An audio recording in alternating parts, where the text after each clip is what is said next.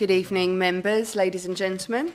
A bit of housekeeping before we start. So just a reminder that, as usual, members of the public, this meeting is live streamed and available for repeated viewing on YouTube. We're not expecting a fire drill, so if the fire alarm does sound, please make your way out to the nearest emergency exit and gather at the front of Runnymede Hall. Also, please make sure that your phones are switched to silent or turned off. Thank you. Ms Horgan, do we have apologies for absence? Yes, Madam Mayor, we have apologies for absence from Councillor Anderson, Councillor Bissett, Councillor Egan, Councillor Campagna, Councillor Barton-Brown, Councillor Harvey and Councillor Taylor. Thank you. Are there any members' interests? No. So, moving on to the business of this special council, it's been scheduled to determine the budget requirement and the level of council tax for the year 2024-25.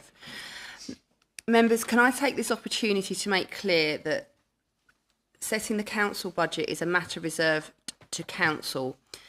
This is set out in the Constitution. It includes revenue spending plans, capital spending plans, prudential indicators, robustness of the spending plans, adequacy of financial reserves, statutory calculations in respect of the budget requirement and council tax, treasury management strategy, investment strategy, other financial issues from time to time requiring update or amendment, including approval of a pay policy statement, financial results, and the annual treasury report.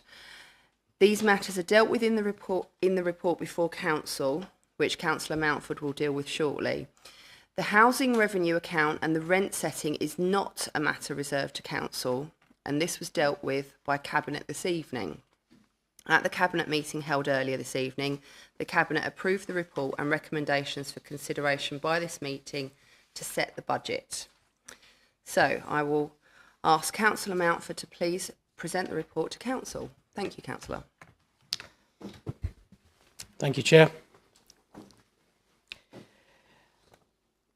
Leaders, members, ladies and gentlemen, a year ago I stood before you and presented a clear, comprehensive and credible report which presented a balanced and realistic budget for this council. That was our first budget as an administration, and at that time I pledged it was a budget that would deliver for our residents and place this council on a sound financial footing. 12 months on, I can say confidently that our budget has delivered. I am very proud to present our budget to you this evening. This is our second budget, and it provides a measure of how the previous year has gone and what we are planning over the next few years. This budget is a testament of how our independent coalition has worked. The People's Independent Party and the Canvey Island Independent Party have brought a new era to Castle Point Council. We have worked well together. We will continue to work well together after the forthcoming elections in May, should the residents continue to favour us with their trust. The new electoral arrangements will see a 4-year term in office. This follows 2/3 of boroughs throughout the country and how Castle Point used to vote 20 years ago. We listened to our residents and they did not want to vote every year. Our residents' consultation was in favour of this and will save the council £240,000. This is another example of cost savings that have helped us to be able to not increase the council tax this year. We need to recognise every independent councillor and cabinet member who have brought about much needed change to this council. Our leader, Dave Blackwell, our deputy leader, Warren Gibson, have driven the council in a new direction with much needed improvements. I would also like to thank our mayor, who has done so much for our borough this year and ensured meetings are well chaired. We also need to recognise our partnership with the Chief Executive, Angela Hutchins, and the team of officers who have helped bring about this top-down complete transformation to the council, which the LGA has recently praised. I would also like to thank the finance team, Lance, Emily and Nancy, for their considerable efforts in producing this budget. All these efforts are appreciated and not taken for granted. Castle Point Borough Council has a new way of working and we get things done. When we took over the administration, we were focused on delivering a new local plan. We stood up for the residents and boldly withdrew the previous Conservative local plan. Let's remember the Conservatives had 5 failed attempts to get a local plan in place and wasted millions of taxpayers' money on plans the residents didn't want. Let's not forget these Conservative plans would have seen thousands of houses built on Greenbelt. The council was threatened with intervention, and whilst this remains a possibility, we're now in a much stronger position to defend against it thanks to the progress of our new resident-led Castle Point plan. We've recently written to the Secretary of State to inform him the fantastic progress we're making with the new Castle Point plan, and we're on schedule to submit the Castle Point plan by April 2025. Members, intervention would be undemocratic when in such a short period we have achieved so much. Intervention would take away this council's power to make decisions based on the mandate our residents have given us. We cannot and should not be judged on the previous Conservative administration failings to implement a local plan. They had 20 years to deliver a plan and failed our residents. We recently approved the adoption of the Community Infrastructure Levy, or CIL. Members, we Castle Point have lost out on £8 million in the last 10 years. The previous administration didn't implement it. We're pleased CIL has now been implemented, and we will see much needed funds added to make improvements to our borough. After taking control of the council in 2022, we very soon realised the council and its assets had been neglected over the last 20 years. The council needed more than just a housekeeping exercise. This council needed a complete restructuring to repair years of neglect. Well, members, I'm pleased to say that all this hard work we've done has paid us back and resulted in some good news. For the forthcoming year, I present to you a balanced budget. This is a balanced budget which has also closed a funding gap of £1.2 million because of a deficit left by the previous administration.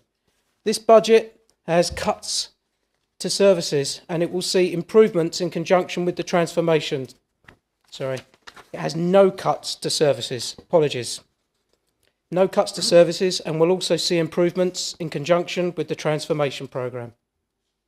As a council, our finances are sound, and because of this tonight, I will ask members to keep the Castle Point portion of the council tax bill at current levels for the forthcoming year.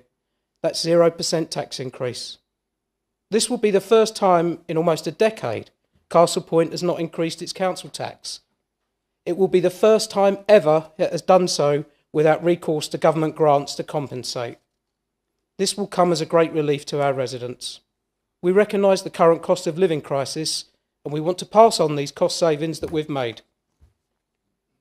Essex County Council, Fire and Police are increasing their portion of taxes by up to 5.5%, which unfortunately we have no control over. Costs are being increased by other authorities, and services are in decline, but not here in Castle Point.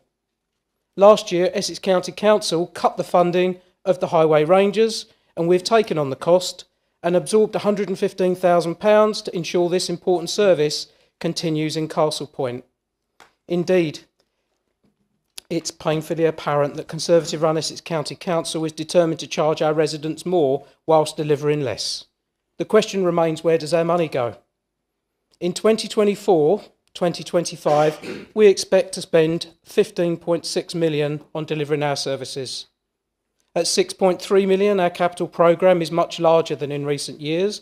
It will see several of our key building and renovation schemes come to fruition, and our refuse and recycling vehicle fleet modernised to improve reliability.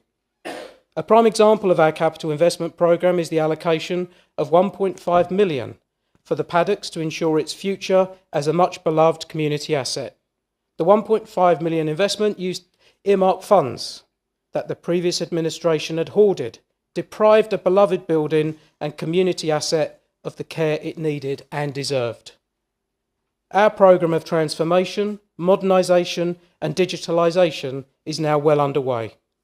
Through the use of up-to-date technology, we will provide a better service to those who have digital access. We have earmarked £800,000 for a new digital solution to implement a customer relationship management software. This will free up capacity to provide a better service for those residents who may need help. We're also looking at how we can use our assets more effectively to support sustainable public services for the future. as well as working with our partners across public sector to deliver services in innovative and more effective ways. We will continue to invest in affordable housing, waste collections, car parks, our open spaces, parks and play areas. In the coming year, we're investing an additional $314,000 in housing to tackle homelessness. Health equality is also important too, and so we will continue to invest in our tennis courts, games areas, and our award-winning leisure centres, which have seen growth in both membership and in the number of swimming lessons provided over the last 12 months. In November 2023, we brought the bang back to Bonfire Night with a stunning display of fireworks, at the first council-run fireworks display since it was stopped by the previous Conservative administration. This year, our vision for events in Castle Point goes much further. In 2024, we plan to lay on a packed programme of events. We're already preparing to be part of the 2025 Estuary Festival so we can take full advantage of the cultural opportunities which arise from it. Our forward view extends much further and is much broader than just events. Through comprehensive engagement, we're giving residents their rightful say in our borough develops over the next 30 years and how the Castle Point plan is created. Investing significant resources in this vital process now means we'll be able to protect what matters most of our residents, ensure future development is right for our borough, and that our local economy thrives. Whilst this administration is far from complacent, we are rightfully proud of our fiscal record to date. This is a diligent, fair and ambitious budget which sets Castle Point firmly on the path of the continued success of an independent-run council. We're using earmarked reserves for what they have been earmarked for, including delivering on the Castle Point plan, the Knightswick Shopping Centre refurbishment, transformation including digitalisation, Thorney Bay Pavilion and carbon reduction measures such as solar panels on leisure centres. The Council's Section 151 officer has confirmed our reserves to be adequate and the estimate used in this budget are robust. I want to thank the entire council staff for their continued hard work, especially in what's been a really challenging year of changes, and their continued commitment to serving the residents of Castle Point. So members, we are a party that deliver, and whatever spin our Conservative friends try to con our residents with, these facts are real. We delivered on a key election pledge. We stopped the Conservative local plan, which did not represent the residents. We're working on the new Castle Point plan in a process that fully engages with residents and protects our precious greenbelt. We've transformed the council to run more effectively and efficiently and overhauled 20 years of neglect and mismanagement. With a healthy, balanced budget with a reduction in forecasted budget gap for the following year. We've utilised earmarked reserves for what they were intended for, to repair, transform and invest to save.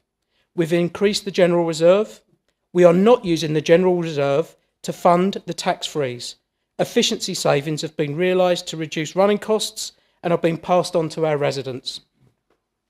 This is crystallised by setting 0% tax increase in the Castle Point tax for the forthcoming tax year. This, members, is a budget for our residents. We're taking no more from them with a 0% increase, and instead we'll be delivering more than this council has in decades. To everyone who voted for us and brought independence to our borough, I want to say thank you. We listen to you and we represent you. Independence is here and is delivering. I commend this budget to the council. Thank you.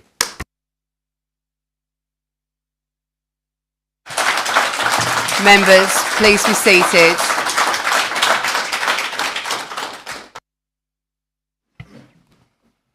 Thank you, Councillor Mountford. Do we have a seconder? Councillor Thank you, Madam Mayor. I'm more than happy to second the recommendation. Thank you. So, do we have any questions or comments from members? Councillor C. Mumford. First of all, I'd like to say thank you very much for that very comprehensive budget, and I'm looking forward to all the things that are going to be done in Castle Point in the near future. I have just got one question. Following on from a petition that was handed in October the then Head of Services put in a request for a bid to have some further sports facilities and exercise equipment in Tarpot's Recreation Ground. I've actually got a copy of the bid here. I was just wondering if you could explain to me whereabouts in the budget that has been looked at, because I know that the residents are looking forward to that hopefully being approved. Thank you. Thank you, Councillor. Councillor Mountford. Thank you, Chair. Yeah, I believe that is under consultation as part of the Parks and Recreation renovations. Thank you. Thank you, Councillor. I wasn't sure. Were you standing up then? It's hard to tell.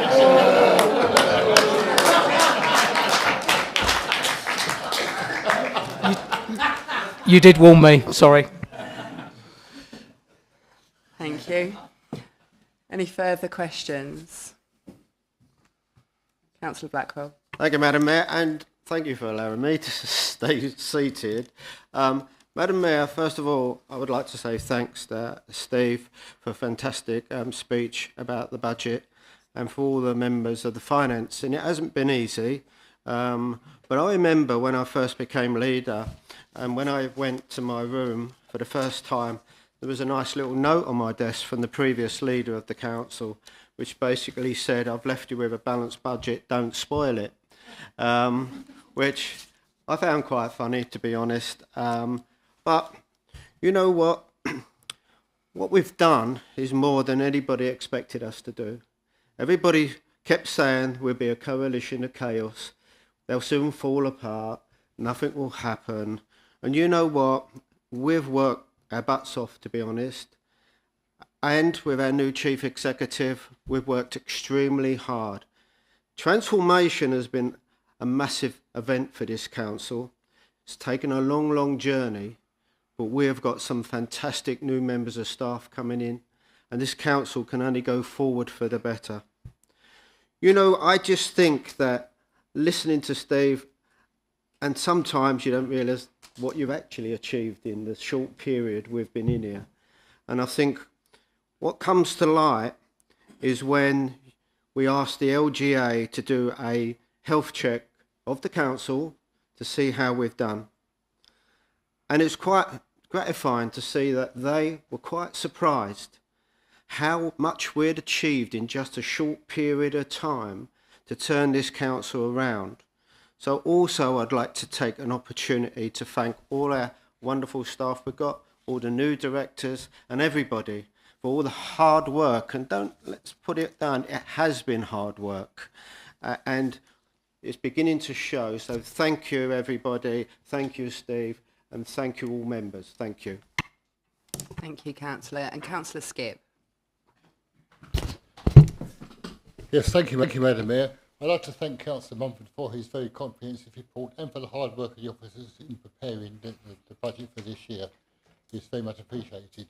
I'd like to say that the Conservative administration over the last 20 years since I was first elected have produced a balanced budget every year, so this is not a unique situation. Despite all the budgetary pressures we've had, especially in recent years with the grant, etc., from central government, we've managed to maintain the services of the borough throughout that time. So that is, again, is to recommend all the members here and the officers as well. So thank you for that. I will be supporting this budget, but I do have some concerns about the need to increase the rents by 7.7%. It does seem we're putting a lot of pressure on people who are already struggling at the moment to make ends meet with the price of gas, oil, food, etc. So I do have some reservations about that, but generally speaking, I will be supporting the budget because it needs to go through today. So thank you for that. Thank you, Councillor Skipp. Councillor Mountford. I'll stand up. Thank you. Thank you for your question, Councillor Skipp. I think your points are well made about 7.7% increase for rent. I'd be interested to see if we held it and announced that we were holding it at zero, whether you would agree or whether that would be another reason to find fault with our budget. Every council in this country is raising their council tax by at least 7.7%. It's set by government and we're constrained with the HRA account regulations. I've got nothing further to say. Thank you. I just want you to clarify. I think you meant the social rent, not council tax. Okay, Councillor Gibson. Yeah, Madam Mayor, if I may, could I just clarify what you said at the start of the meeting, that the budget setting was done in Cabinet, and I don't think that's something that should be discussed at this meeting.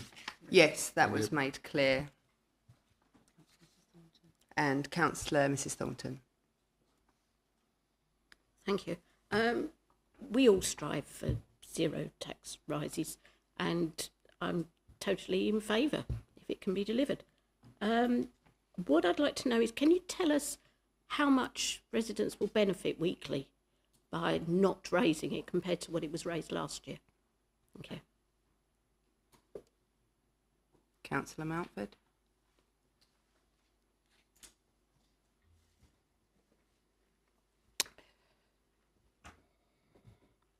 £23.48 a month. That would be on a band D, would it? Yep. That's how much they're going to save Thank by you. raising it.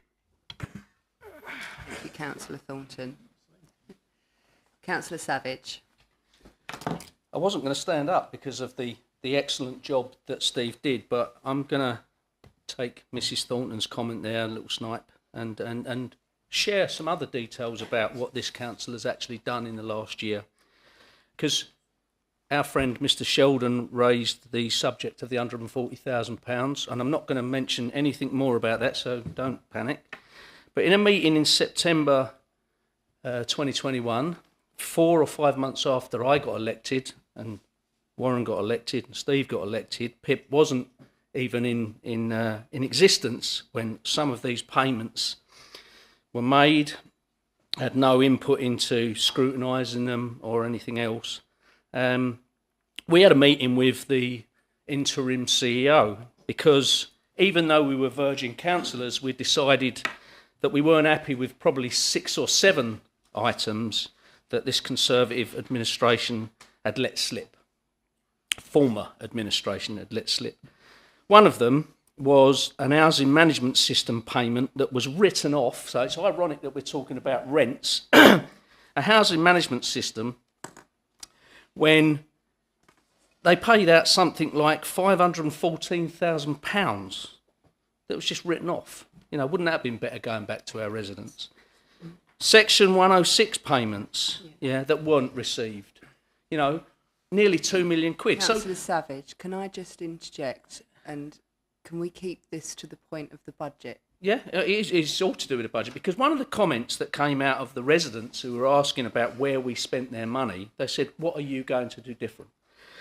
So with respect to Section 106, we now ask for a bond. This is all pertinent to what we're spending money on. Okay, so case-by-case basis, we ask for guaranteed provision. So that will never happen again. SIL payments, we now do the SIL payments.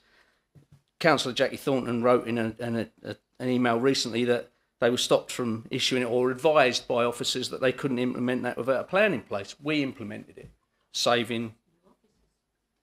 Doesn't matter. There was most of the officers that were here when you had them. We inherited them. Ultimately, Sorry, Madam Mayor. Sorry, Councillor Savage. Can I interject? I mean, we're going way off track. I don't think we No, are. I but- think no, apologies, Councillor Savage. You're making some very good points, but I think we're going a bit off track. Members, please. Councillor Savage, if I could just ask you to wrap up, because I think we are going a little bit off track. our residents expect us to be open and honest and transparent, and that's exactly what this administration is going to do with its budgets. Our former administration couldn't do that. Councillor Mountford. Sorry, unrelated, you'll be pleased to know. Sorry, I quoted £23.48, which is the monthly charge, which it's staying at. The increase is a saving of £8.43 per week. Thank you, Councillor Mountford. Is that correct? Can I just check that? I'm not. No, I think we're asking the that's per year, officer. £8.43 per year on a band D. On a band D, yes. Thank you for the clarity. Do we have any more questions? Okay. Would you like to sum up, Councillor Mountford? Sorry. would you like to sum up? Thank you very much, Madam Mayor. I'm very pleased with the 0% tax increase. Whilst we've clarified it isn't a huge amount of money, it is testament that we have held these costs and improved the way the council's run with the help of the transformation programme and all the hard work that every person on the council and the council team have put together working with the councillors. We've demonstrated those savings by passing them on to our residents. We're delivering on the local plan. I commend it. To the council. Thank you. Thank you, Councillor.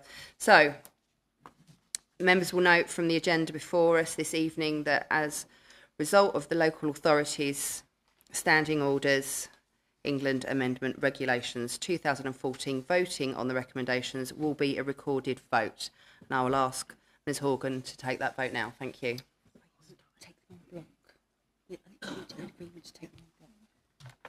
Madam Mayor, if I can just check that we're taking we're voting en bloc for Yes. all the recommendations. Yes, please. Thank you.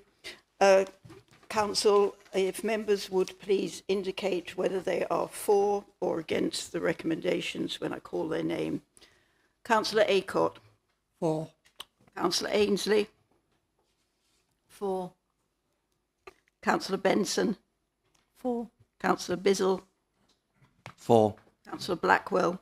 For. Councillor Barker. For. Councillor Dearson. For. Councillor Edwards. For. Councillor Fuller. For. Councillor Tom Gibson. For. Councillor Warren Gibson. For. Councillor Gregg. For. Councillor Hart. For. Councillor Howlett. For. Councillor Isaacs. For. Councillor Jones. For. Councillor Knott. For. Councillor Lillis. For. Madam Mayor. For. Councillor May. For. Councillor Mountford. For. Councillor Mumford. For. Councillor Palmer. For. Councillor Payne. Councillor Sage. For. Councillor Savage. For. Councillor Skip. For. Councillor Thomas. For. Councillor Andrew Thornton. For. Councillor Mrs Thornton. For. Councillor Walter. Councillor Watson. For. Councillor Withers. For. And that's unanimous.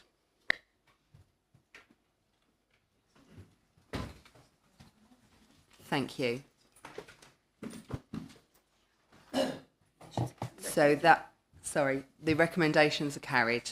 Thank you. And as there is no other business to be dealt with this evening, I bid you all a very good evening. Thank you very much.